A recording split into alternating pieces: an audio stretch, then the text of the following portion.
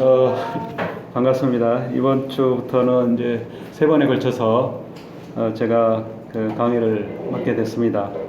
일단 오늘 이제 첫 번째 주제는 아리스토텔레스의 수사학과 관련된 주제인데요. 제목이 이제 제가 달아놓은 제목이 연설가가 설파하는 인생의 가치와 충돌. 일단 이제 연설가는 여기에서 많은 대중들 앞에서 이렇게 말을 하는 그런 이제 사람이고요. 또 연설가가 또 말하는 또 장소가 또 있습니다. 뭐 연설가라고 해서 특별한 어떤 사람보다는 고대 그리스에서는 이제 대중들의 정치 참여가 있었기 때문에 일반 대중들도 법정이라든지 또 민회, 우리의 이제 의회죠. 이렇게 그런 장소에 가서 이렇게 나아가서 자기의 어떤 의사를 개진하는 그런 사회였습니다. 고대 그리스 사회가. 특히 이제 고대 그리스의 문학 작품을 보더라도 이런 것들이 이제 굉장히 많이 나오는데요. 그러니까 이제 우리가 이제 말을 한다는 거는 결국은 상대방을 설득하는 거고, 또 설득되지 않은 사람들이 있어서 또 그 사람을 상대로 해서 어떤 논거를 제시하면서 이제 설득을 하고자 하는 거잖아요. 그렇기 때문에 이제 거기에 관련된 또 여러 가지 그 문제들과 관련해서 또 이 서로 또 이제 우리 사회에서도 그렇죠. 인생관이 달라가지고 세계관이 달라서 이렇게 서로 이제 특히 이제 양극화, 양분돼 가지고 이렇게 극단적으로 또 대립하는 그런 상황도 있는데요. 이게 이제 기본적으로 이제 가치의 차이예요. 그래서 가치 차이는 이제 크게 가치 차이도 두 개예요. 사실 우리 사회에서도 그렇지만은 돈이냐 아니면은 도덕성이냐 이겁니다. 사실.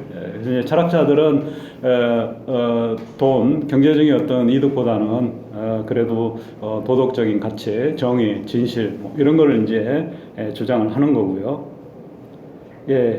일단 이제 말의 힘은 우리 속담에도 뭐 말 한마디로 빚을 갚는다는 이제 말이 있을 정도로 굉장히 고대 우리뿐만 아니라 또 고대 그리스 사회에서도 말의 힘에 대해서 굉장히 많은 이제 그 이야기가 있었는데요. 특히 이제 고르기아스 같은 경우는 이제 연설가이자 철학자인데요. 이 소피스트라고도 하는데요. 예, 아무튼 이 고르기아스라는 사람은 이 말의 힘을 약이 이 우리 신체에 미치는 어떤 영향에 비유를 했어요. 그래서 우리가 약을 먹으면 아파서 먹으면은 그 몸이 회복을 하거나 또 잘못된 약을 복용하면은 이게 이제 생명이 뭐 끊길 수 있는 그런 상황이 처하듯이 이게 이제 약이 우리 신체에 미치는 영향이라면 말은 이제 우리의 정서에 미치는 그런 영향이라고 볼 수가 있어요. 그래서 비극, 희극처럼 우리를 또 웃기기도 하고 괴롭게 하기도 하고 또 우리에게 어떤 특정의 어떤 감정을 불러일으키고 감동을 주는 그런 요소가 있어요. 그래서 아리스토텔레스가 이제 이런 말의 힘에 주목을 해서 고대 이제 철학자들 또 연설가들이 이전부터 이제 연구를 했지만 아리스토텔레스는 특히 이런 이제 감정적인 그러니까 청중의 감정에 그 미치는 영향 그뿐만 아니라 또 철학자답게 연설이 갖춰야 될 어떤 기본적인 조건을 이야기합니다. 그게 이제 바로 진실이 담겨 있고 그 진실이 담겨 있기 위해서는 제대로 이제 된 어떤 논리 또 그 논리라는 게 이제 정당한 마땅한 근거를 제시하는 이제 그런 논리를 어떻게 잘 구성할 건지 이걸 이제 아리스토텔레스가 수사학이라는 책에서 이야기를 했습니다. 예, 그 고르기아스는 아까 말한 그 연설가는 또 이 헬레네 찬사라는 그 연설문을 직접 이렇게 쓰기도 했는데요. 거기에 이제 아까 말의 힘에 관련해서 또 그 이야기가 들어가 있습니다. 그래서 이제 헬레네라는 그 트로이아 전쟁에 발단이 된 그리스 그 미인을 두고서 이제 이 여인은 무죄다, 죄가 없다. 신의 뜻에 따라서 트로이아 왕자를 파리스 왕자를 따라간 것이다. 또 운명의 힘에 의해서 또 파리스 왕자가 너무 말빨이 달콤한 말을 해서 그 말에 속아 넘어갔다. 그 이야기를 합니다. 그래서 그런 꼬드긴 말이 그 가지고 있는 어떤 사기적인 요소, 기만적인 요소 또 그런 요소까지 고르기아스는 이야기를 합니다. 결국 이제 운명에 의해서든 또 신의 뜻에 의해서든 또 어떤 파리스 왕자의 어떤 물리적인 강압에 의해서든 또 달콤한 말에 의해서든 그 헬레네는 따라갔으니까 우리가 이제 어떤 사람의 죄를 물으려면 그 사람이 자발적으로 어떤 일을 했을 때 거기에 그 행위에 대해서 책임을 묻잖아요. 근데 이제 결국은 헬레네라는 여인은 자발적으로 파리스 왕자를 따라간 게 아니기 때문에 외부의 어떤 힘에 의해서 신이든 문명이든 뭐 파리스 왕자의 어떤 물리적인 행사 또 언변이든 아무튼 그런 이유로 따라갔기 때문에 헬레네라는 여인은 비난의 대상이 될 수가 없다. 그래서 헬레네를 이제 찬양을 하는 그런 또 연설을 하게 됐습니다. 예, 고대 그리스 사회는 이제 굉장히 제가 보기에는 이 고대 그 그리스 문화는 이제 철학, 뭐 역사 또 여러 문화를 이제 접하면서 느끼는 전반적인 인상은 경쟁이 굉장히 치열했다, 자유롭게. 그래서 고대 그리스인들은 뭐 하나의 항아리 독일을 만들어도 서로 경쟁하면서 만들고 또 경쟁이 있어야만이 더 좋은 작품이 나올 수가 있죠. 그리고 말도 그렇고 또 이런 비극 경연, 희극 경연, 또 여러 그 음악 경연, 체육 경연 모든 게 오늘날에도 그렇죠 사실. 경쟁의 형태로 이렇게 이루어지는 게 또 흥미도 주고 또 우열을 가리기도 하고 또 그런 가운데 또 우열의 기준이라는 게 생기는 거죠, 그렇죠? 누가 더 1등을 또 우승을 할 만한 그런 가치가 있는 사람인지. 예, 이게 이제 호메로스 일리아스에서도 나옵니다. 우리가 이제 호메로스 일리아스는 또 트로야 전쟁이 끝난 뒤에 그 오디세우스의 그 방랑을 다룬 오디세아도 마찬가지인데요. 예, 아무튼 그 두 작품에서 보면은 이 전쟁 이야기, 트로야 전쟁의 10년 차 또 마지막에 그 뭐 한두 달 걸친 그런 그 이야기를 이제 호메로스가 주제화해가지고 썼는데요. 서사시죠. 예, 아무튼 거기에서도 전쟁, 우리가 이제 전쟁 영화 보면 뭐 전투 장면 막 치열하게 싸우는 거 이렇게 장황하게 또 길게 나오잖아요. 근데 사실 호메로스의 이 작품에 보면 사실 전쟁 이야기보다는 주인공들이 나와서 서로 이렇게 언쟁, 말다툼을 하는 그런 부분들이 또 동료 장군들에게 부하에게 또 신들 간에 이런 그 논쟁의 형식으로 많이 그 대화가 이루어지는 걸 볼 수가 있어요. 예, 이거는 이제 비극 작품에서도 마찬가지고요. 또 그 너무 지적인 그 토론의 장으로 비극을 만들었다고 그래서 지난번에 이제 김인곤 선생님도 이제 말씀을 드렸습니다만은요. 예, 그 니체에게 또 그런 그 비극을 망친 또 비극의 어떤 그 본래의 모습에서 이제 벗어난 그런 이제 작가로 또 에우리피데스가 이야기가 되고 있죠. 예, 아무튼 에우리피데스의 그 메데이아에도 사실 굉장히 그 남편 이하손과 또 그 메데이아의 그 설전에도 이제 나오게 됩니다. 예, 이런 이제 부분들이 이제 서로 그러니까 이제 어떻게 보면 네가 잘났다, 내가 잘났다 이런 식으로 이렇게 이제 서로 자기 주장을 하는 거죠. 남편과 아내의 싸움, 또 동료 장군들의 트로야 전쟁의 그 두 영웅의 그 이야기에도 이제 이런 모습들이 담겨져 있습니다. 예, 그리고 이제 고대 그리스 사회에서는 전쟁의 사회이기 때문에 전쟁에서 그 용감함을 보이는 또 그걸 통해서 승리를 하는 게 또 최고의 그 가치였고요. 여기 이제 아킬레우스하고 아가멤논이 그 일본에서 그 일리아스 일본에서 이제 서로 설전을 벌이는 그런 이제 뭐 일종의 대사죠. 대사 중에 일부입니다. 예, 아킬레우스는 일단 자기가 전리품으로 얻은 그 소녀를 아가멤논에게 빼앗긴 그런 이제 분노심에 또 그 전쟁에 트로야 전쟁에 더는 참여를 하지 않겠다 이렇게 이야기를 합니다. 그래서 또 자기 어떤 그 열심히 싸운 그 대가에 또 그 명예의 상인데 그거를 빼앗긴 이상 더는 이제 그럴 의사가 없다 이렇게 그래서 고향으로 돌아가겠다 이렇게 이제 이야기를 하는 겁니다. 잠깐 우리가 이제 여기 강의에서도 그렇습니다만은요, 일단 여기가 이제 독서 아카데미이고 그래서 좀 우리가 고전을 좀 잠깐이라도 읽어보면서 또 어떤 내용이 담겨 있는지 이런 것들도 한번 보도록 하겠습니다.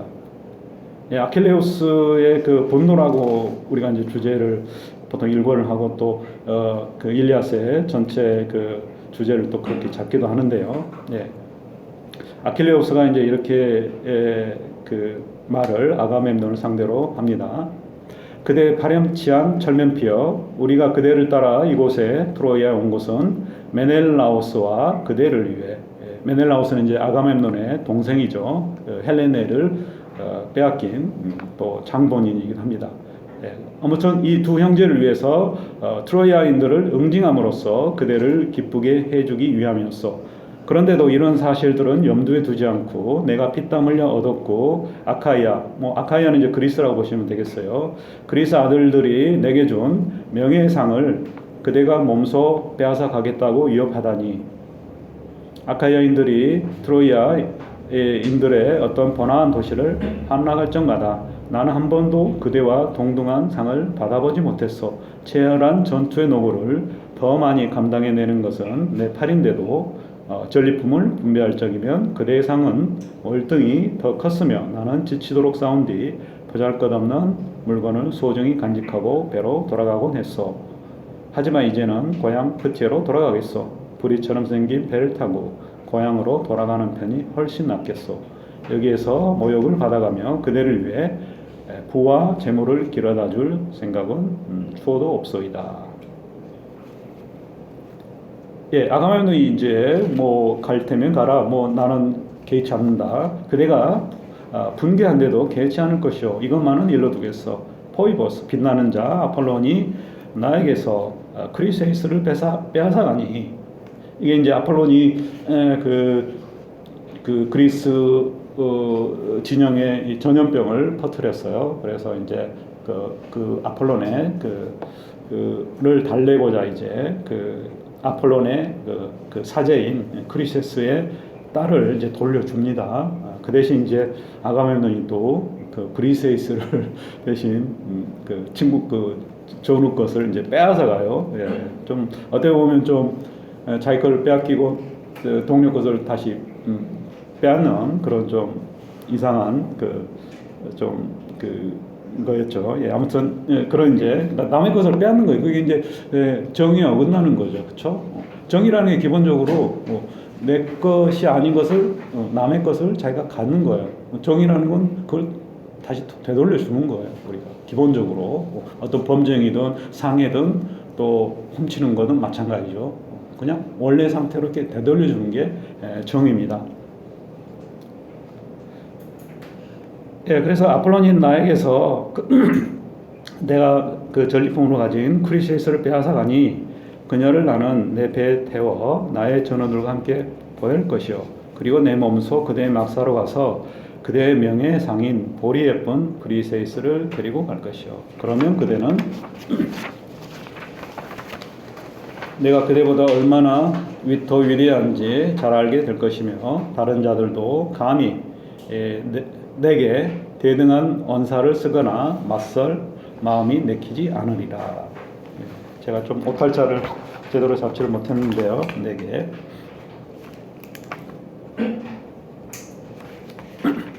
일단 이제 여기서 보듯이 그리스 사회가 이제 이 사회는 이제 트로야 전쟁 사회는 이제 귀족의 사회죠. 그래서 정치 체제가 이제 귀족을 중심으로 해서 이루어지는 그런 거였고요. 그 이후에 이제 참주가 등장하고 또 대중들이 정치에 참여하는 민주제 형태로 바뀌었어요. 그래서 이게 이제 민주제 형태로 바뀌면서 대중들이 이제 의회, 국회 수백 명씩, 500명씩 또 재판정에도 배심원으로 500명씩 이렇게 각 아테네 구마다 지역마다 이렇게 50명씩 뽑아서 이렇게 돌아가면서 이제 정치에 참여를 했어요. 그래서 특별하게 어떤 지적인 엘리트 집단이 아니라 그냥 일반 대중들이 재판정에 또 국사의 의정에 이렇게 참여를 하게 된 겁니다. 그래서 이제 500명 앞에서 수백 명 앞에서 이렇게 나서서 이제 국회에서도 그렇죠. 어떤 정책을 제안하면서 이거 국익에 도움이 되니까 하자. 또 반대하는 쪽은 국익에 도움이 되는 게 아니라 반대다. 국가 이익에 해가 된다. 반대다. 이런 이제 주장을 하게 되는 겁니다. 그래서 이 정치 참여가 이제 활발하게 이루어지면서 대중연설의 능력이 많은 사람들 앞에서 이렇게 설득력 있게 자기 의사를 개진하는 그런 능력이 그 시민들에게 요구가 되었습니다. 그래서 아리스토텔레스 이전에 이미 그 연설의 기술, 연설술에 대한 그 증가되는 관심을 바탕으로 해서 책이 쓰이기 시작을 했습니다. 그래서 이전에도 있었지만 당내 연구서가 이제 기본적으로 뭐랄까 법정에서 어떻게 하면 법정이라는 게 이제 그 이해관계가 얽힌 그런 거기 때문에 가장 또 관심을 많이 갖는 그런 그 대중연설의 장이었고요. 그래서 그 당시에 이제 이론서들이 주로 이제 많은 대중들 앞에서 이렇게 어떻게 하면 대중들을 현혹시킬 것인지 감정적으로 이렇게 휘어잡아서 우리도 그렇죠. 감정적으로 이렇게 열변을 토하는 사람들이 더 설득력이 있다고 생각하고 차분하게 논리적으로 이야기하는 사람들은 일단 재미가 없으니까 이 사람은 진실이어도 뭔가 좀 설득력이 없는 것처럼 이렇게 이제 받아들입니다. 그걸 이제 소크라테스 또 제자인 플라톤도 이제 그게 싫어서 대중들의 그들을 굉장히 좀 어떻게 보면 이제 폄하하는 그런 또 생각을 갖게 됐죠. 뭐 플라톤도 그렇고 아리스토텔레스도 그렇습니다만 아무튼 이 철학자들은 어떻게 보면 엘리트주의예요. 그러니까 일반 대중들보다는 제대로 된 생각이 제대로 박힌 그런 사람들이 이제 정치를 이끌어가야 한다. 그래서 이제 플라톤은 또 철인왕을 이야기를 하기도 했습니다. 일단 이제 이런 소피스트적인 흔히 이제 궤변이라고 이야기하는데요. 그러니까 이제 좀 얼토당토하는 그런 논리로 사람들을 현혹시키는 그런 방식의 그 논리를 아리스토파네스가 이미 소크라테스를 등장시켜서 그 희극 구름이라는 작품에서 보여주었습니다. 여기에서 이제 그 아들이 그 전차경주 또 뭐 말 달리는 타고 다니는 말 이런 것들에 너무 관심을 많이 보여서 많이 오늘날로 말하면 이제 외제차에 너무 관심이 많아가지고 자동차를 많이 수집을 했어요. 또 그게 자기 돈으로 산 게 아니라 빚을 내 가지고 그래서 이 빚덩이에 이제 몰리게 된대요.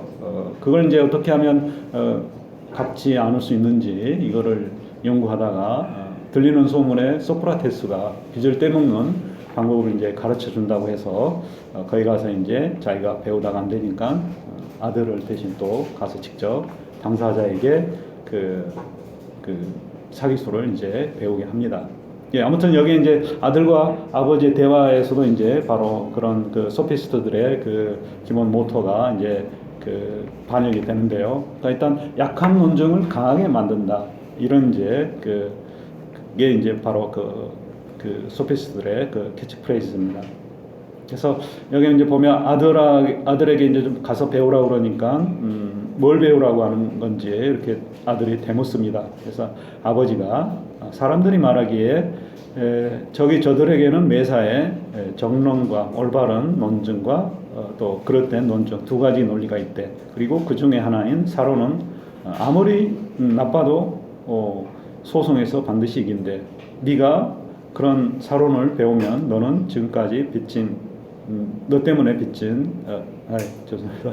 지금까지 너 때문에 진 빚을 나는 한 푼도 안 갚아도 되는 거야.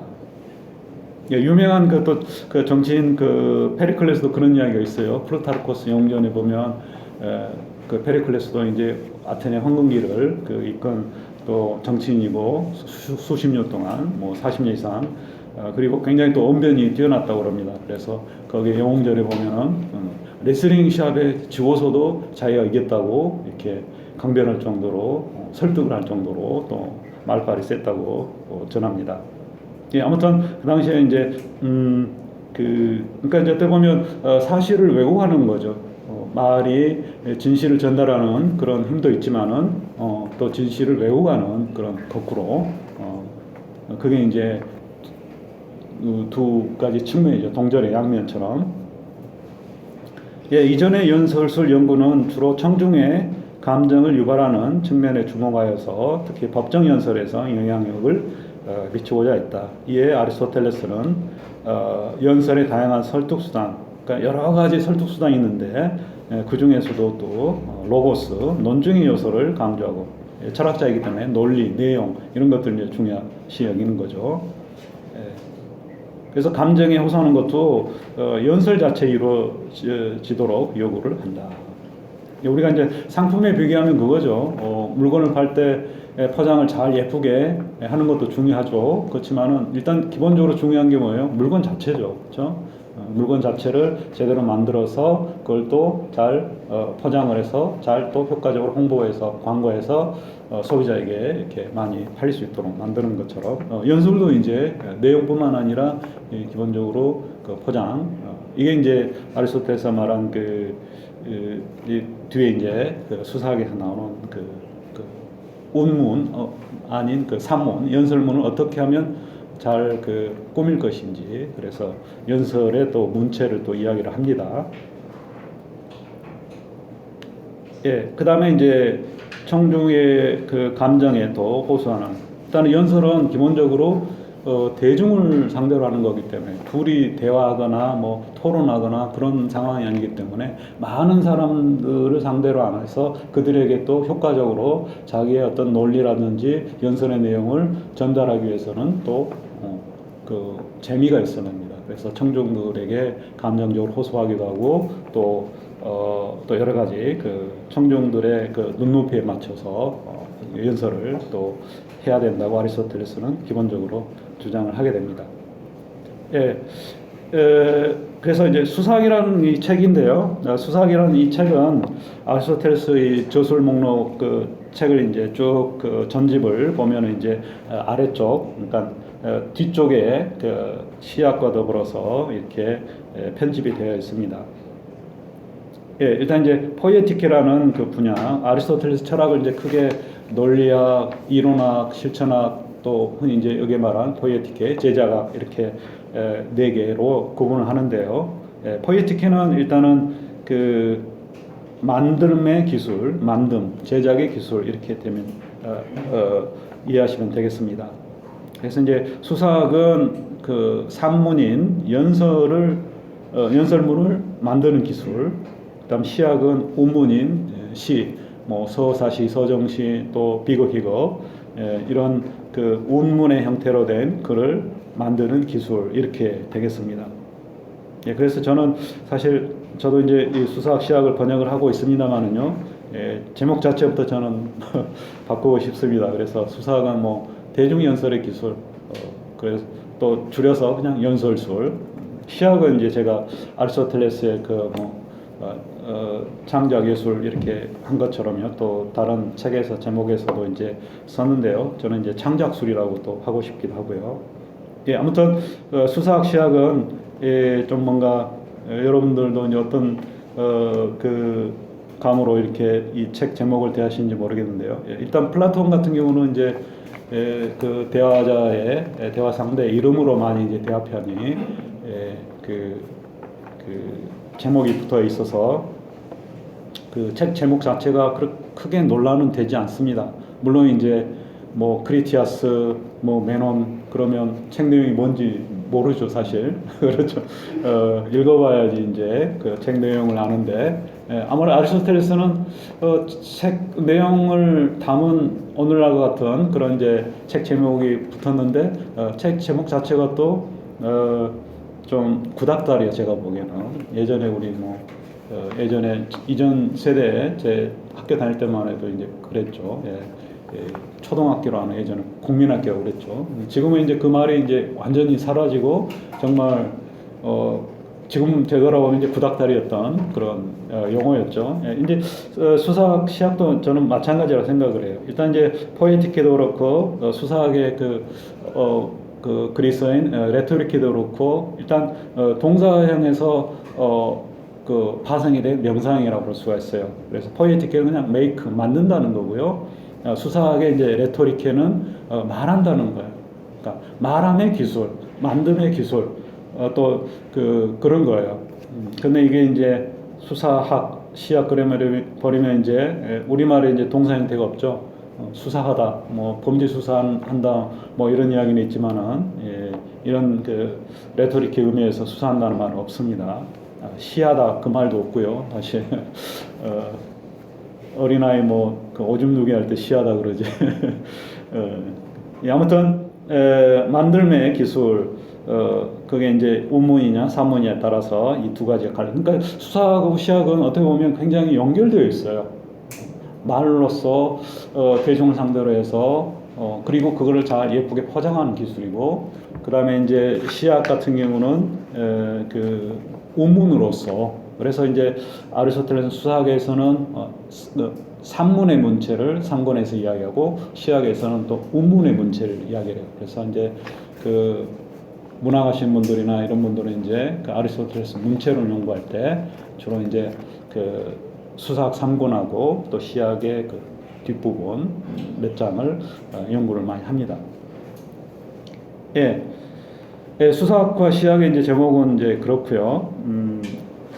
그다음 넘어가겠습니다. 소크라테스의 죽음으로 민주주의의 반감을 품은 플라톤이 고르기아스, 파이드로스 등의 대화편에서 연설의 기술을 장황한 이야기라고 하며 비판한 것과 달리 이게 이제 그리스어로 마크로로기아입니다. 그래서 이 교육도 그렇죠. 그래서 이게 이제 그 연설의 특징이죠. 한 사람이 쭉 많은 사람을 상대로 해서 일방적으로 이렇게 물론 이제 아리스토텔레스 뒤에 이제 보면 청중과의 어떤 교감이라든지 청중들이 가끔 질문도 하고 또 대답도 받고 그런 요소도 이제 있다고 이야기를 합니다만은요. 일단은 기본적으로 한 사람만 주도적으로 이야기하는 거예요. 목사님 설교, 대학에서 뭐 강연, 뭐 연사 이렇게 그것도 국회 연설 이런 것들이 이제 다 길게 혼자 이야기하는 그런 방식이에요.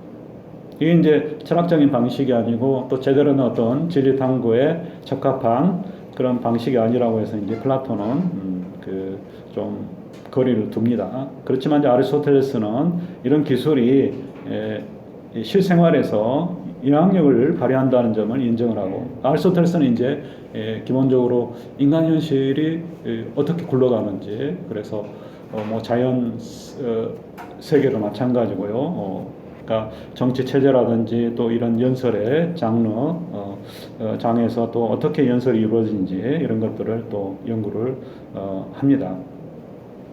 그래서 이제 제대로 된 연설의 기술을 확립을 하고자 이제 연구를 하게 되고요. 그리고 또 이걸 그 수사학이라는 이 책으로 만들어내서 나중에 이제 또 로마 시대에 또 영향력을 크게 미치고 또 그 연구를 위한 토대를 마련합니다. 수사학이란 무엇이냐? 일단 이제 제가 수사학이란 책의 그 앞부분에 이야기를 이제 하면서 기본적으로 어떤 책인지를 좀 먼저 소개를 하고 있습니다. 연설은 기본적으로 한 사람이 길게 말하는 방식으로 이루어진다. 이런 특징은 수사학의 첫 대목에서도 드러난다. 이게 이제 수사학의 첫 구절이에요. 제 번역하고 이제 다른 분들의 그 논문이나 책에 또 다른 분의 번역에서 이제 많이 다를 거예요. 여기 이제 천백인 선생님 번역에 보면 이제 수사학은 변정술의 짝이다 뭐 이렇게 나왔을 거예요. 일단은 저는 이제 연설의 기술, 연설술은 대화술. 저도 이제 다이알렉틱이라고 흔히 번역이 되는 그 변정술이라고 하는데요. 사실 이 변정술이라는 말도 굉장히 좀 물론 이제 그렇게 번역이 된 일본 사람들이 번역을 한 그걸 이제 우리는 그대로 쓰고 있는데요. 이것도 이제 우리의 우리가 영어의 그 다이얼로그라는 그 말하고 근본적으로 같습니다. 다이알렉틱, 다이얼로그. 이게 이제 디아라는 말이 다이아가 서로 이렇게 서로 우리가 소통한다고 그러잖아요. 그러니까 상대를 두고서 특히 이제 두 사람이 마주 보면서 이렇게 서로 이야기를 주고받는 그게 이제 우리가 대화라는 기본적인 의미죠. 근데 이제 이 대화가 그냥 대화가 아니라 어떤 철학적인 진리를 찾기 위한 어떤 탐구 과정의 그런 대화이기 때문에 그런 의미에서 이제 변중술이라는 그 말로 돼버린 것 같아요. 근데 이제 일상적인 의미는 굉장히 이제 간단합니다. 서로 이야기를 주고받는 거.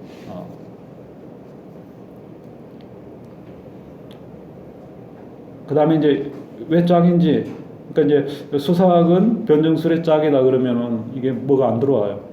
근데 대중연설의 기술은 그러니까 일대 다의 상황에서 이야기를 일방적으로 하는 것은 둘이 이렇게 대화를 주고받는 대화의 기술과 짝이다. 짝이라는 말은 뭐예요, 여러분들? 짝. 무엇이 똑같은가? 젓가락 두 짝이 똑같아요. 노래도 있죠. 그런 짝이 아니라 신발 두 짝이 똑같아요. 그러니까 이제 뭐냐면 젓가락 두 짝은 왼쪽 오른쪽 다 뭐 똑같으니까 마음대로 바꿔 쓰잖아요. 근데 그런 의미의 짝이 아니라 이제 어떻게 보면 켤레 비슷한 거예요. 신발. 그래서 이 비슷하긴 한데, 그렇죠? 신발 두 짝이 한쪽이 오른쪽 왼쪽이 비슷하긴 한데 바꿔 신을 수는 없는 거죠. 그런 것처럼 수사 레토릭의 연설의 기술하고 대화의 기술 뭔가 비슷해요. 비슷한데 또 다른 점이 있다는 거죠. 오히려 어떻게 보면 비슷한 점이 많다고 볼 수가 있어요. 그게 이제 기본적으로 말의 기술이기 때문에 일단 논리라든지 또 여러 가지 대중의 그러니까 이제 대화술에서 뭐겠어요? 내가 1대1 대화하죠. 그러면 상대가 하나가 아니고 여러 명이라고 생각하면 돼요. 그러니까 단지 대화의 상대가 많이 늘어난 그 정도예요. 그러니까 이제 많이 늘어났다는 말은 이제 대중이 상대로 했다는 거고, 그 대중을 상대로 한 말은 또 방식이 다르다는 거죠. 그게 이제 아까 이제 여러 가지 설득 수단 중에서도 청중의 감정이라든지 청중의 어떤 캐릭터, 성향 이런 걸 잘 분석을 해야 된다는 거죠. 청중, 내가 강의라는 집단이 대상 강의 어떤 사람을 상대로 강의를 하는지, 노인층인지 젊은층인지 또 경제적인 어떤 수준, 부유한 계층이 사는 그런 곳에 가서 우리 국회의원도 그렇죠. 강남에 가서 연설하는 거하고 관악구에 가서 또 상대적으로 이렇게 서민들이 사는 곳에 가는 거하고 내용이 달라요. 똑같이 하면은 안 되죠. 그러면 이제 표를 얻지 못할 겁니다. 아무튼 거기에 이제 맞춰서 연령층이라든지 어떤 사회적인 어떤 계층에 맞춰서 이렇게 할 수밖에 없어요. 연설의 기술은 이렇게 그 대화의 기술과 짝이다. 그러니까 비슷하면서도 또 다른 차이점이 있다는 거죠. 기본적으로 이제 뭐냐면 특정한 주제가 없어요. 우리가 수학이면 수를 다루고 의학이면 의술을 다루고 질병과 같은 건강 문제 또 이런 걸 다루고 여러 가지가 있죠. 근데 여기에서는 이제 연설의 기술 또 대화의 기술에서는 특정의 대상이 없어요. 그러니까 특정 학문의 분야가 아니에요. 그 말은 이런 기술은 어느 학문에서든 쓸 수 있다는 거죠. 수학자가 수학인들을 상대로 해서 또 일반 대중을 상대로 수학을 강의를 한다. 이것도 이제 되는 거죠. 또 철학자도 마찬가지고요. 철학은 이제 수학처럼 특정 학문이라고 또 볼 수는 없겠습니다만은요. 네, 아무튼 이 두 기술 모두 모든 사람들의 공통으로 속하고, 그러니까 인간의 삶의 기본적인 어떤 기술이라는 거죠. 특정의 학문에 속하지 않는 그런 주제를 다루기 때문이다. 그렇기 때문에 모든 사람들은 어떤 방식으로든 그 둘의 연설의 기술, 대화의 기술에 참여한다. 그러니까 사람이 다 둘이 대화하는 상황도 있고 내가 또 여러 사람 앞에서 일장 연설을 하는 그런 경우도 있다는 거죠. 그리고 거기에는 항상 찬반이 있다는 거죠. 내가 어떤 이야기를 할 때. 물론 이제 개인적인 관심에서 친구들과 그냥 이런저런 이야기하는 그런 대화도 있지만은 또 어떤 자기 주장을 펼치는 그런 이제 게 있고 거기에는 항상 찬반이 있는 거죠. 그래서 논변을 검토하고 지지하는 일과 또 변호하고 고발하는 일을 꾀하기 때문이다. 검토한단 말은 이제 반대쪽, 그 다음에 지지하는 건 찬성 쪽, 또 변호하고 이거는 이제 법정을 염두에 두고 하는 거죠. 어떤 누군가를 죄가 없다고 무죄라고 변호하고 또 반대로 죄가 있다고 고발하는. 그리고 이제 그 뒤에는 이런 것들을 우리가 이제 할 때 이게 이제 작가도 그렇죠.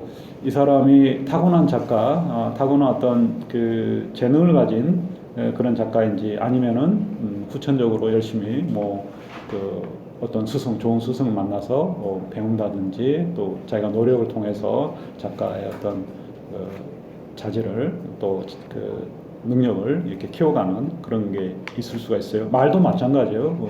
정말 배우지 않아도 그냥 타고난 사람이 있고, 운동도 그렇죠. 신체적으로 탁월해서 뭔가를 쉽게 배우는 사람도 있고, 저절로 이렇게 배우는 사람도 있고, 또 열심히 노력을 해가지고 이렇게 배우는 사람도 있고요.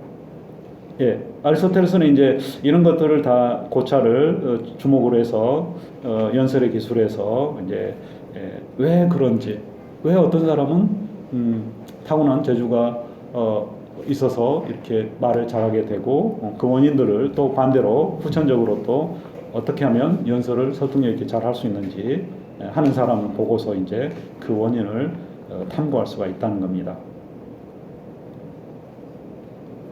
예, 그래서 뒤에 이제 연설의 기술은 이제 플라톤이 이제 엄밀하지 못했다고 해서 이제 비판을 하고 그러기도 한데요. 사실 아리스토텔레스는 이제 여러 가지 그 학문의 어떤 그 엄밀성의 정도로 이제 인정을 합니다. 그러니까 이제 플라톤은 이제 수학을 모델로 삼아서 가령 뭐 기하학을 모르는 자는 들어오지 말라. 그래서 아리스토텔레스도 비판하기도 한 그 대목인데요. 뭐냐면 철학을 이제 수학화한다.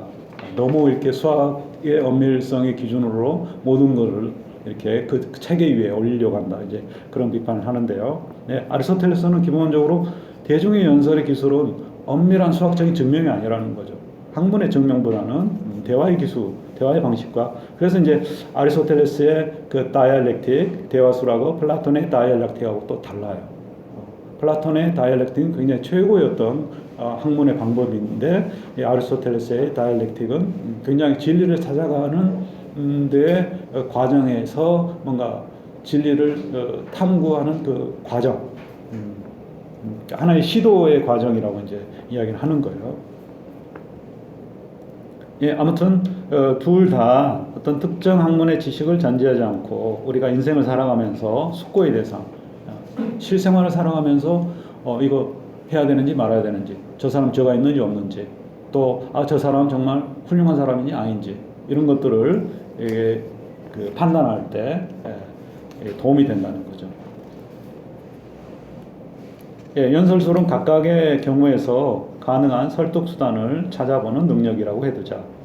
이거는 어떤 특정 기술에 속하는 그런 일이 아니다. 다른 기술들, 학문들을 각기 그 각각의 고유한 그 학문의 대상에 관하여 가르칠 수 있고, 또 그걸 통해서 또 설득할 수 있다. 예를 들어서 의학의 의술은 건강한 것과, 그러니까 건강과 병에 관하여, 또 기하학은 크기, 뭐 점선면 이런 그 수학적인 그런 도형에 딸린 성질들에 관하여, 또 산술은 수에 관하여 그런 능력이 있다. 그러니까 이제 가르친다는 거죠. 배우고, 또 여타 기술 학문도 마찬가지다. 그러나 연설술은 어떤 주제가 주어지더라도 그것에 관해서 어떻게 하면 설득할 것인지 그 수단을 찾아볼 수 있는 듯하다. 그렇기 때문에 또한 우리는 연설술이 어떤 특정한 고유한 특정 대상에 관하여 기술의 능력을 갖는 것은 아니라고 말한다. 예, 이게 이제 연설의 기술, 대중연설의 기술의 이제 특징이고요. 플라톤과 마찬가지로 아리스토텔레스는 연설에서 진실과 정의를 추구한다. 예, 철학자는 그렇죠. 예. 이 목적을 달성하기 위한 수단으로, 설득 수단으로 세 가지를 제시하는데요. 그것은 연설문 자체의 논리, 이게 이제 로고스라는 말이 연설문이라는 뜻도 있고 그 다음에 또 논리라는 뜻도 있고요. 그리스에서 이제 굉장히 많은 내용을 담은 그런 많은 뜻을 가진 말인데요. 그 다음에 이제 연설자의 도덕성, 또 청중의 어떤 성향까지 의미하는 말이 또 에토스입니다. 또 청중의 감정.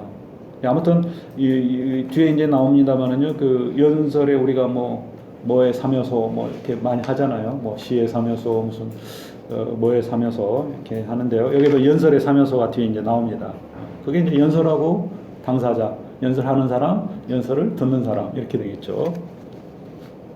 그러니까 이게 이제 다 삼박자가 다 고려가 돼야 된다는 거예요. 연설은. 연설하는 사람, 연설을 듣는 사람, 그 다음에 연설문의 내용, 형식, 또 문체 이런 것들이. 그러니까 아리스토텔레스는 어떻게 보면 굉장히 철저한 사람이에요.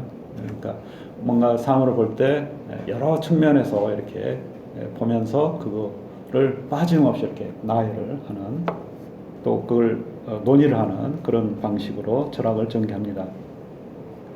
연설을 통해서, 연설과 연설을 통해서 제공이 되는 설득수단은 세 가지다. 첫째, 연설자의 성격. 어떻게 보면 이제 인품이라고 볼 수가 있는데요. 그 다음에 청중을 어떤 심리적 상태로 이렇게 가져가는 거, 설정하는 거. 그리고 어떤 것을 보여주는, 또 보여주는 것처럼 보이는 연설 자체 또는 논중 자체. 어떤 것을 보여준 것처럼 보이는, 이게 이제 철학에서 진리와 진리인 것처럼 보이는, 우리가 절대적인 어떤 진리보다도 이것 진리에 가까운, 그러니까 이제 보여준 것처럼 보인다는 게 이 진리인 것처럼 이렇게 보이는 것도 우리가 이제 세상 살아가면서 꼭 이게 진리다 이렇게 그런 게 아니라 이거 진리에 가까운 거다 이렇게 이제 주장을 많이 하죠. 그러니까 인간 삶에서는 어떤 절대적인 진리라는 게 없어요. 수학은 항상 변함없이 시공을 초월해서 2+3은 항상 5잖아요. 근데 이제 인간 사회에서는 이제 그런 수학의 논리는 통하지 않는다는 거예요. 그래서 성격을 통한 설득은 연설자가 자신을 신뢰할 만한 자로 만드는 방식으로 연설을 행할 때 이루어진다. 우리가 이제 좀 믿음직한 사람을 또 덕이 있는 사람을 많이 신뢰를 하고, 근데 이제 이런 신뢰도 이 사람이 유명 인사다, 권력 있는 사람이다, 그런 그 권위에 의해서 생겨나는 게 아니라 이 사람이 평소에 정말 말을 제대로 설득력 있는 말을 한 사람이다, 이런 그 연설 자체를 통해서 이렇게 그 연설에 대한, 그 연설자에 대한 신뢰가 생겨야 한다고 이야기를 합니다. 그 다음에 보겠습니다. 4쪽인데요. 청중을 하나의 이제 설득수단으로 삼는 그런 방식은, 연설에 의해서 어떤 감정의 상태로 이끌릴 때, 아리스토텔레스가 이제 수사학이 이제 3권으로 되어 있는데요. 아까 이제 문체에 관한 연설문을 어떻게 꾸밀 것인지, 이거는 이제 3권에 나오고요. 이게 이제 청중의 감정에 관한 논의는 2권에 나옵니다. 그래서 또 연설의 상황에서 청중의 감정을 어떻게 활용할 것인지, 그뿐만 아니라 감정론 자체, 철학자들이 어떻게 감정을 다루는지, 감정에 대한 정의가 나오고, 또 어떤 그 감정이 어떤 그 성격의 것인지 그 특징을 또 이야기를 합니다. 그래서 우리도 그렇죠. 괴롭거나 기쁠 때, 또 사랑하거나 미워할 때 같은 방식으로 똑같이 판단을 내리지 않기 때문에, 아무래도 우리가 그 좋아하는 어떤 사람에 대해서는 호의적으로 평가할 수밖에 없고, 또 우리가 싫어하는 사람에 대해서는 아무리 그 사람이 좋은 일을 해도 좀 평가가 박할 수밖에 없죠. 그래서 우리는 이런 점에 대해서만 현재 연설술 작가들이 몰두하려 든다고 말했다. 그러니까 이제 주목을 하는 거죠. 보통의 이전의 작가들은 청중의 감정을 어떻게 잘 이용할 것인지 이거에만 몰두한다는 거죠. 이런 점들에서는 우리가 감정들에 대해 말할 때 이번에서 상세하게 설명할 것이다. 연설 또는 로고스, 논증을 통한 설득은 우리가 각 경우에 관한 설득 수단들로부터 진실이나 진실처럼 보이는 것, 진실에 가까운 것을 보여줄 때 생긴다. 이 세 가지 이제 그리스어로 이제 로고스, 파토스, 에토스 이렇게 세 개념으로 이렇게 대변이 됩니다. 예, 오늘날에는 이제 연설, 대중 연설이 이루어지는 경우도 뭐 크게 다를 바 없을 것 같아요. 물론 이제 여러 그 행사장이 이제 많아지긴 했는데요. 심지어 뭐 마라톤 대회 참가에도 행사장에서 이렇게 사회자를 통해서 누가 하나 나와가지고 또 그 잘 뛰시라고 이렇게 또 이야기를 하죠. 뭐 결혼식장에도 그렇고 뭐 행사장은 오늘날은 이제 굉장히 다양한데요. 뭐 고대에도 뭐 이렇게 뭐 적지는 않습니다. 행사장이라는 게 이제 고대 축제장, 뭐 체전, 뭐 경연장, 또 저기 전쟁 일어나서 이렇게 죽은 젊은 용사들을 위한 추도사가 이루어지는 뭐 장례식장 이런 정도가 되겠습니다. 예, 아리스토텔레스는 연설이 이루어지는 현장, 그러니까 법정이라든지 민회, 우리 이제 국회죠. 행사장에 따라서 연설을 세 가지 종류로 구분한다. 예, 연설의 종들은 이게 이제 종이란 말이 이제 그리스어 그대로 그 철학적인 개념이어서 에이도스라는 말을 그대로 썼는데요. 예, 아무튼 뭐 그냥 종류 프랑스 써서 장르 해도 뭐 뜻은 크게 다르지는 않습니다. 예, 연설을 듣는 사람들의 부류도 그러니까 청중의 부류도 그만큼이기 때문이다. 대중이 이제 어느 행사장에서 듣느냐에 따라서 청중의 그러니까 청중은 같은 거죠, 사실. 일반 대중이니까. 이 대중이 재판정에 있느냐, 의회, 민회에 있느냐, 아니면 어떤 축제장에 있느냐, 그 차이지. 행사장, 현장마다 청중이 달라지는 거 아니에요. 예, 연설은 세 가지 요소로 말하는 자, 그가 말하는 것, 그 다음에 그가 상대하는 사람, 청중으로 구성이 되어 있는데, 연설의 목적은 마지막, 그러니까 이제 궁극적으로는 청중을 설득하는 거기 때문에 그쪽을 향해 있다. 청중은 관찰자이거나 판단자일 수밖에 없고, 관찰자란 말은 이제 구경꾼이란 말이에요. 판단자는 옳고 그른지 또 찬반을 이제 가르는 그런 사람이고요. 그래서 판단자는 과거의 일에 대해서 또 미래의 일에 대해서 판단하는 사람이다. 미래의 일에 대해서 판단하는 사람은 예컨대 민의 의원이고, 우리도 국회에서 정책을 내면은 뭐예요? 다 미래의 일이죠. 앞으로 장차 국익에 도움이 되니까 이런 일을 하자. 또 반대하는 쪽은 그거 져야 되니까 하지 말자. 이쪽이고요. 찬반이 되는 거죠. 그 다음에 과거의 일에 관하여 판단하는 사람은 재판관이다. 이게 이제 과거에 일어난 뭐 행위, 범죄 행위에 대해서 특히 범죄 행위는 지나간 일이잖아요. 그렇죠? 여기 이제 고대 그리스어 이제 배심원이 되겠습니다. 수백 명의. 그 다음에 연설자 또는 칭찬이나 비난받는 사람의 능력에 관하여 판단하는 사람은 관찰자이다. 아까 이제 관찰자란 말은 이제 그 구경꾼이라고 그랬는데요. 이 행사장에서 특히 이제 축제장이라든지 또 장례식장에서 듣는 사람들은 이게 누가 옳고 그르냐 이걸 따진 사람이 아니에요. 법정에서. 그렇죠? 그 다음에 이게 국익에 도움이 되냐 안 되느냐. 우리도 뭐 국가 정책에 대해서 나한테 손해가 되는지 그렇지 않은지, 뭐 특히 우리나라는 이제 부동산 정책에 대해서 많이 그렇게 이제 관심을 두는 것도 이제 바로 자기 어떤 경제적인 이해관계가 이제 얽혀 있기 때문에 그렇죠. 아무튼 여기 이제 행사장에서 이렇게 그 칭찬의 대상이 되는 사람, 또 그걸 칭찬하는 사람, 연설자에 대해서 여기서 이제 판단한다고 그랬는데 그냥 구경하는 거예요. 그래서 연설은 세 가지, 조언 연설, 재판 연설, 전시 연설일 수밖에 없을 것이다.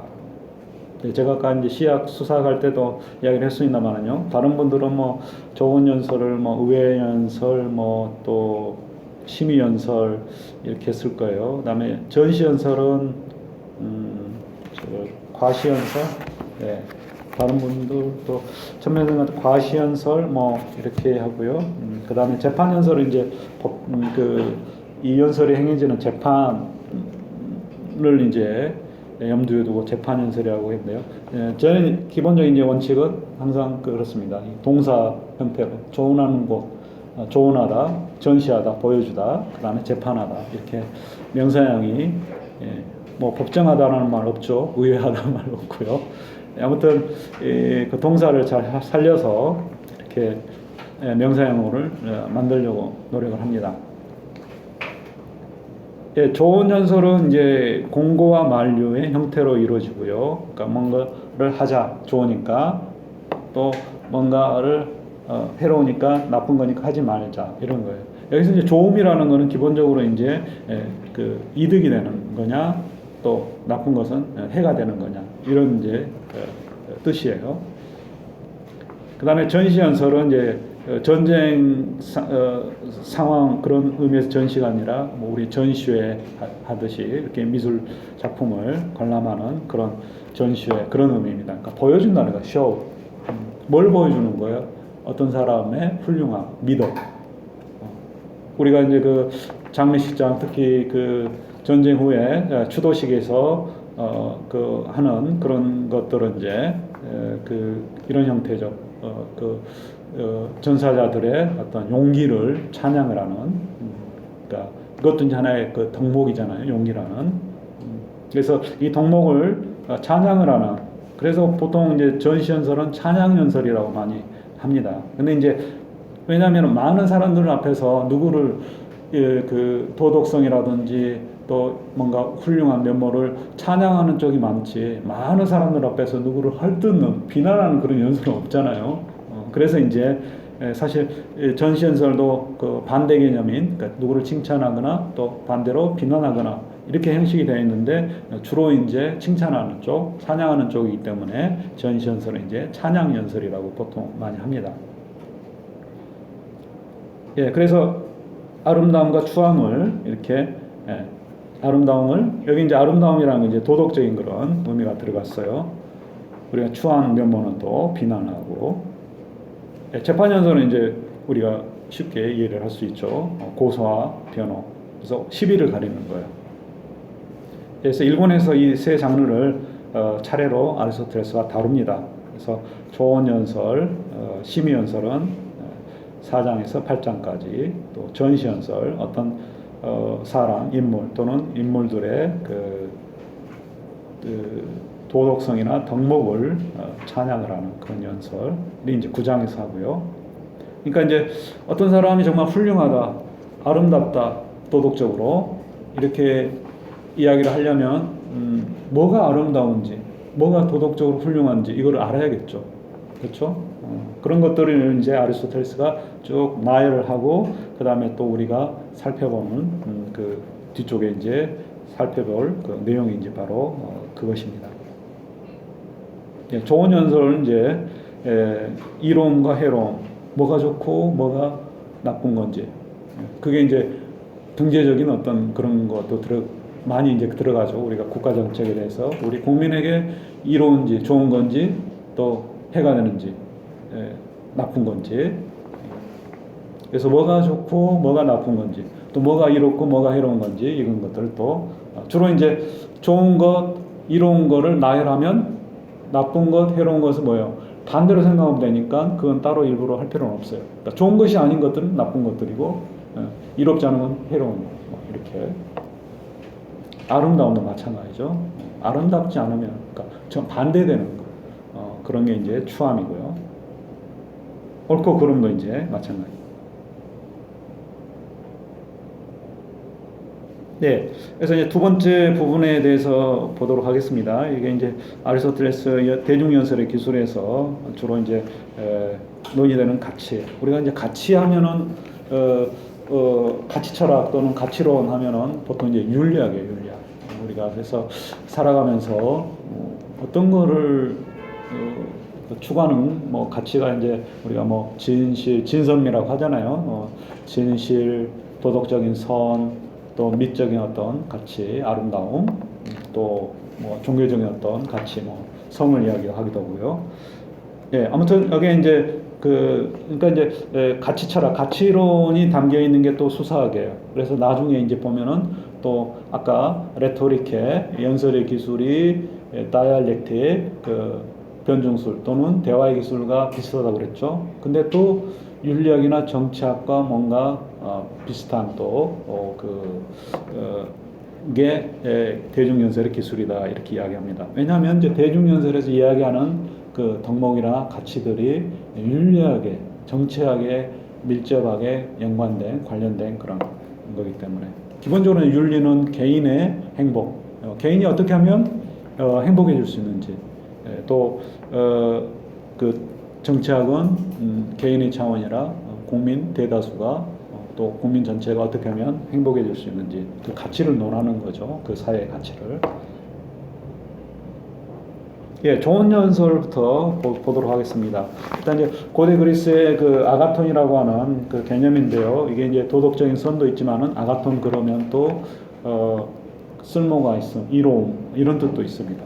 예, 두 가지 우리도 그렇죠. 그 좋은 게 좋은 거다. 너 좋고 나 좋고 이러면은 뭐예요? 서로 이득이 된다는 거예요. 그렇죠? 그러니까 이제 어느 나라 언어든 이렇게 기본적인 그런 개념들은 이게 굉장히 포괄적이고 여러 가지 의미가 이렇게 함께 녹아 들어가 있습니다. 예, 조언은 좋은 것을 공고하고 나쁜 것은 만류하는 형식으로 이루어진다. 그럼으로써 인간의 행복에 기여하고자 한다. 자, 행복에 기여하는 좋은 것들이 어떤 것들이 있느냐? 아리스토텔레스는 행복의 요소를 다음과 같이 열거한다. 여기 이제 행복의 요소라고 그러는데 여기 이제 여기 수사학에서도 이야기를 하지만 또 니코마코스 윤리학이라든지 또 정치학에서도 이런 것들을 이야기를 합니다. 예, 우리는 이제 주로 그 가족 간의 관계라든지 이런 쪽에서 많이 좋은 것들을 찾아보려고 하죠. 이게 이제 첫 번째 줄에 있는 게 바로 그렇습니다. 좋은 태생, 가문. 흔히 이제 우리가 흙수저, 금수저 하는 그런 거죠. 이거는 근데 이제 내가 어떤 집안에 태어나는 거는 운이죠. 그렇죠? 이런 운 가지고서 이제 개인의 행복을 논하면 안 된다고 철학자들은 이야기를 합니다. 또 친구가 많고 또 쓸모 있는 나에게 도움을 줄 수 있는 친구. 그 다음에 또 자식이 많고 훌륭하다. 또 말년에 또 건강하게 산다. 또 좋은 평판을 받는다. 명예가 있다. 또 행운을 누린다. 이런 것들이 이제 그 가족 간의 관계에서 또 사회적인 어떤 관계에서 이야기되는 그런 좋은 것들이고요. 그 다음에 개인적인 차원에서 신체적인 탁월성, 또 도덕적인 탁월성, 또 지적인 탁월성. 우리가 뭐 학교에 가면은 뭐 지덕체 나오죠. 전인교육 하면서 나온 것들이 이제 바로 여기에요. 아리스토텔레스는 이제 신체적인 탁월성은 또 굉장히 세분화해요. 그 사람이 건강하고 아름답고 또 힘도 있고 체구도 적당하고 또 남과 이렇게 어떤 시합을 해도 뒤지지 않고 이런 것들을 다 신체적인 탁월성으로 덕목으로 이야기를 합니다. 그 다음에 도덕성을 이야기하는데요. 이게 이제 플라톤이 말하는 이제 사주덕이죠. 네 가지 큰 덕목인데요. 현명하다, 용기가 있다, 정의가 있다, 정의롭다, 그 다음에 절제가 있다. 예. 그래서 이 네 가지 덕목을 이제 도덕적인 탁월성으로 이야기를 하고요. 그 다음에 이제 지적으로 뛰어난 거, 이게 이제 바로 지혜라고 이야기를 합니다. 예, 지혜라는 의미도 이제 굉장히 좀 넓게 쓰이는 그런 단어이긴 한데요. 네, 아무튼 여기는 이제 좀 이론적인 그런 학문적인 그런 차원에서의 그 지혜 이렇게 보시면 되고요. 앞에서 말한 이제 현명함 이거는 인간 삶에서의 어떤 지혜, 실천적인 지혜 이렇게 보시면 되겠습니다. 예, 좋은 것의 특징은 기본적으로 그다음에 이제 우리가 그 가치의 선택을 이야기를 했는데 우리가 살아가면서 이제 여러 가지 것들이 있어요. 앞에서 말한 것들이 이제 그 대변이 되죠. 그걸로. 근데 이제 이거를 이제 그 여러 가지가 났을 때 우리도 그렇죠. 뭘 골라가지고 이걸 택할 것인지 그게 이제 거기에서 이제 자기의 기본적인 인생관이 달라지는 거죠. 우리가 음식을 여러 가지 두고 어떤 걸 먹을지 그거에 따라서 이 사람의 음식에 대한 선호도가 이렇게 판가름 나는 것처럼 또 인생에서 좋은 가치들, 좋은 것들 이렇게 쭉 나열하고 뭘 지을 건지 이렇게 선택을 요구했을 때 뭘 집는지 마치 돌잔치에서 아이가 뭘 집는 것처럼 그게 이제 사람의 성향이죠. 모든 사람이 같을 수는 없어요. 어떤 사람은 정말 돈이 최고다. 어떤 사람은 건강이 최고다. 어떤 사람은 또 뭐 학식, 지식이 최고다. 뭐 이렇게 여러 가지 것들 또 각자 그 선호도가 있습니다. 근데 이제 문제는 인간이 한계가 있기 때문에 이런 그 것들을 다 가지려고 이제 하면은 그게 이제 또 문제가 되는 거예요, 사실. 그러니까 건강하기도 하고 부자이기도 하고 또 지식도 있고 여러 가지 그 팔방미인이 되고자 하면 이게 사실 인간 이상은 그렇게 다 할 수가 없어요.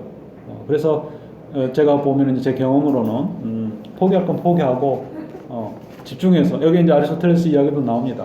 내가 하루를 보냈을 때 거기에 몰두할 수 있는 거 그게 이제 자기 일이라는 거죠.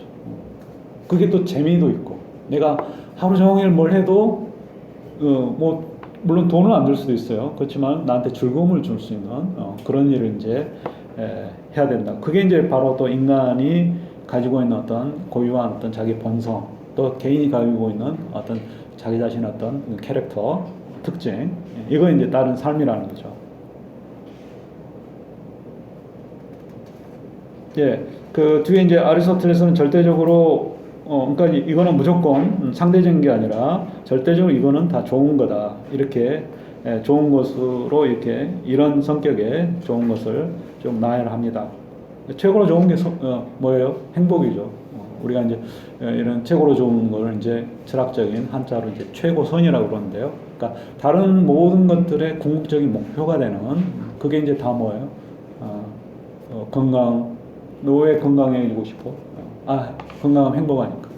돈을 왜 많이 벌려고 그래? 돈 많으면 행복하니까. 모든 게 다 행복으로 이제 귀결이 되는 거예요. 이거는 그 자체로 이게 이제 우리가 많은 가치들 중에서 또 좋은 것들 중에서 선택할 수 있는 판단의 기준이 되는 거예요. 그 자체로 바람직한 것인지 이게 돈에 대해서 우리가 이야기할 수 있어요. 돈 자체가 그 자체로 바람직한 건지 건강 자체는 그 자체로 바람직하다 이렇게 말할 수는 있어요. 근데 돈에 대해서, 권력에 대해서, 명예에 대해서 이렇게 말할 수 있는지 모르겠어요. 아무튼 그 자체로 바람직하고, 그러니까 딴 것 때문에 그게 뭐 원하는 게 아니라 그 자체로 족하다는 거죠. 그래서 자족적이다. 또 그걸 위해 나머지 걸 선택을 해요. 그렇죠? 행복하기 위해서 돈을 얻고자 하고 건강을 얻고자 하고 이렇게 하는 거죠. 정의, 용기, 절제입니다. 절제, 또 도량, 장대함 이런 도덕적인 그런 성향. 이게 이제 하나 일시적인 게 아니라 지속적인 거죠. 그러니까 한때 정의롭다, 한때 용기가 있다, 한때 절제한다. 그런 거는 도덕성이라 볼 수가 없어요. 도덕적인 것, 지성, 도덕성 이런 것들은 한평생 또는 일정한 오랜 기간 동안 이렇게 유지되는 그런 성품이에요. 이것들은 혼의 탁월성들이기 때문이다. 그리고 건강, 아름다움 이런 것들 앞에서 이제 요약해 놓은 그런 부분과 반복이 됩니다. 건강은 즐거움과 인생, 삶을 산출한다. 그렇기 때문에 우리에게 가장 좋은 것처럼 보이기도 한다. 아파 본 사람은 돈도 뭐고 다 필요 없다고 그러죠. 건강이 최고라는 거예요. 그것은 많은 사람들에게 가장 귀중한 두 가지 것, 즐거움과 삶의 원인이 되기 때문에 건강해야 살 수 있다는 거죠. 또 즐겁고 부. 예. 이게 이제 우리가 일반 사람들이 이야기하는 그 좋은 것의 대표적인 사례죠. 건강과 부. 이것의 이것은 뭔가를 재화를 획득하는 그런 탁월성이고 또 이걸 통해서 많은 좋은 것들을 산출할 수 있기 때문이다. 그렇죠? 물건을 사고 또 맛있는 것을 먹고 또 심지어는 학위도 사고 이렇습니다. 아무튼 그게 이제 부를 잘못 이용하는 거죠. 그렇죠? 그러니까 자기가 부자면은 정말 그 돈으로 모든 걸 다 하고 싶어서 학위를 살 게 아니라 공부하는 사람들을 위해서 뭐 이렇게 후원을 한다든지 지원한다든지 그러는 쪽이 더 나은 거죠.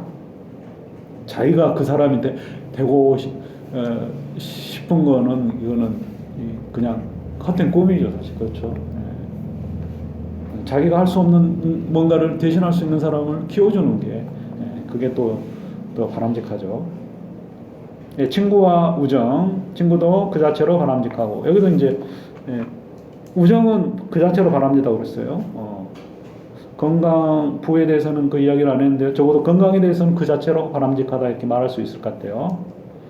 그 다음에 친구도 많은 좋은 것들을 산출해 줄 수 있기 때문에 친구라는 건 뭐냐면 나에게 바란 걸 똑같이 친구에게도 해줄 수 있는 게 친구예요. 그러니까 이제 친구가 그냥 노는 친구가 아니라 나의 분신이라고 보통 이야기하잖아요. 그러니까 또 다른 나예요. 그렇기 때문에 나를 대하듯이 나에게 좋은 것을 바라듯이 친구에게도 좋은 게 있기를 바라는 게 이제 바로 그리스의 친구 개념입니다.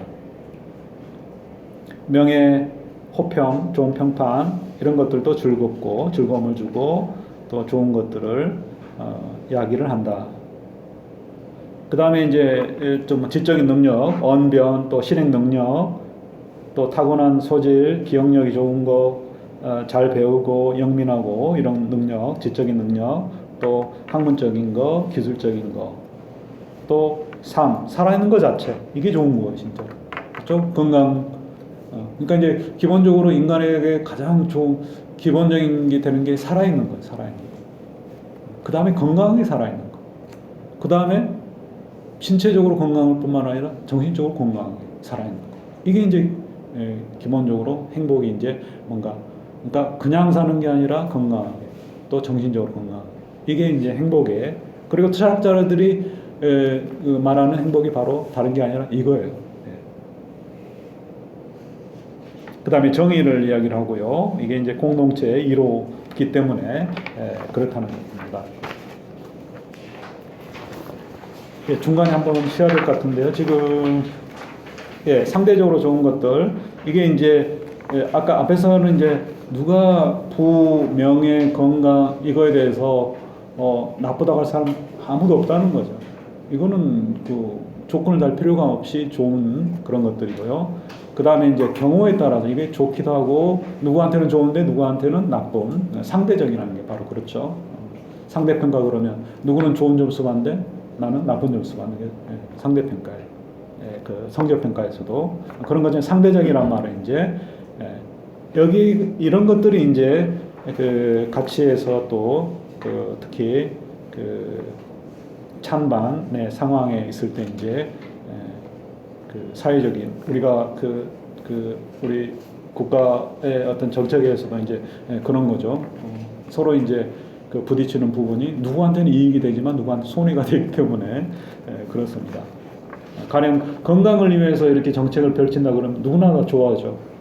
그 다음에 뭐 국민들의 그 부를 증진시키는 그런 정책. 그러면 이제 그 부가 누구한테는 부를 가져다 주지만 누구한테는 빈곤을 가져다 주면 또 이제 찬반이 갈리게 되는 거죠. 아무튼 그 상대적으로 누구한테는 이익이 되고 누구한테는 해가 되는 다툼의 여지가 있는 그런 선에 대해서는 좀 쉬었다가 이어가도록 하겠습니다.